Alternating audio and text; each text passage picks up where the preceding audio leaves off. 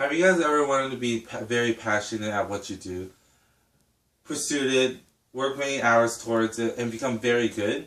Even compete at a very competitive level, just like Olympians. Well, today I want to talk about esports. So there are two games that really help esports grow, both StarCraft and League of Legends. But today I want to talk more about League of Legends because I am a League of Legends player and I have a very strong knowledge base about the game.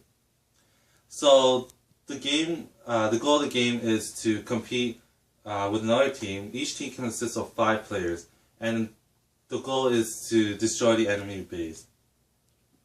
And each player of the team do have a responsibility and fulfill each role: support, jungle, mid, AD carry, and a top lane.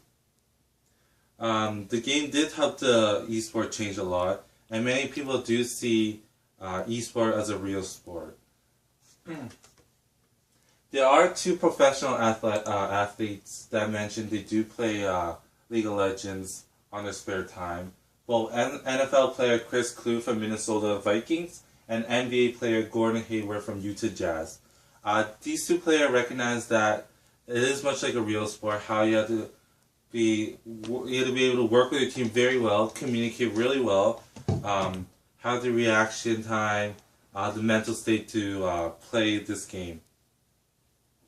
Since the game is being seen as a real sport, many teams hire managers, analysts, even psychiatrists. Why psychiatrists come in use is because after their first game they lose very bad.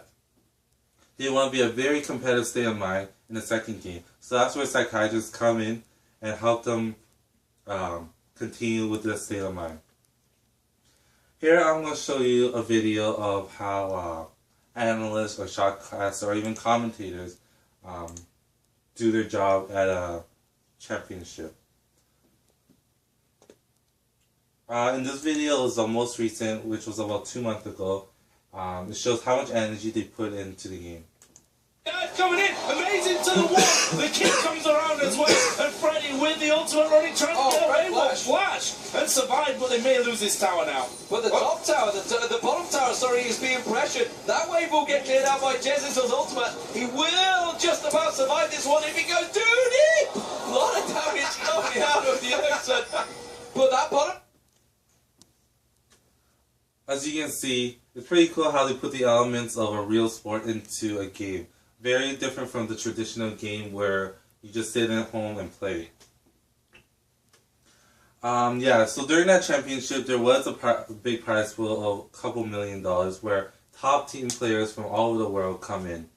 And over the past couple of years, as I mentioned earlier, about professional League of Legends player about 4 years ago started in Season 1, where there's only a very few teams and there was only a couple hundred, maybe like 100 or 200 viewers that came in to watch their championship. But in Season 2, it grew tremendously.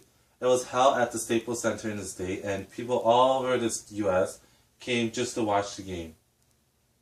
But in Season 4, which was held back in Korea about 2 months ago, it was held at a ginormous coliseum, which was a soccer coliseum, and many players from all over different countries came in just to watch the game.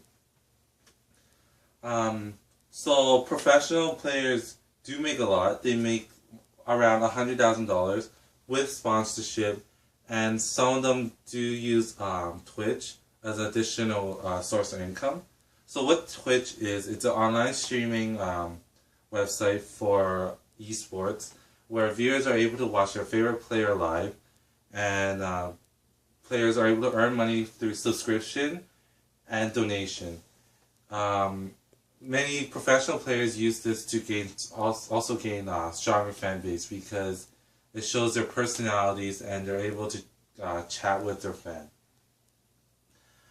Since the game requires a lot of teamwork and communications, team practice individually throughout the day and also practice its team to work on strategies, communications, and such.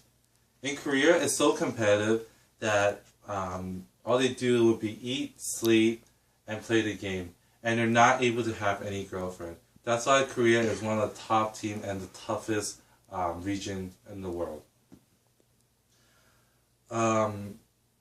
Many players that are not as good as the year go by as a professional, they would go into being a commentator, an analyst, a support staff, or even somewhere in the field.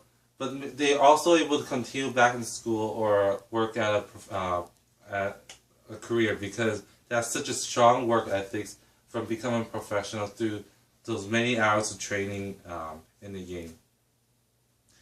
I do see this as a growing opportunity for many youth, not just a game to have fun, stress, also to gain social skills with people, learning many skills such as teamwork, communications, and also that mental stress.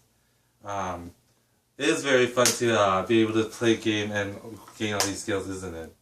Thank you very much.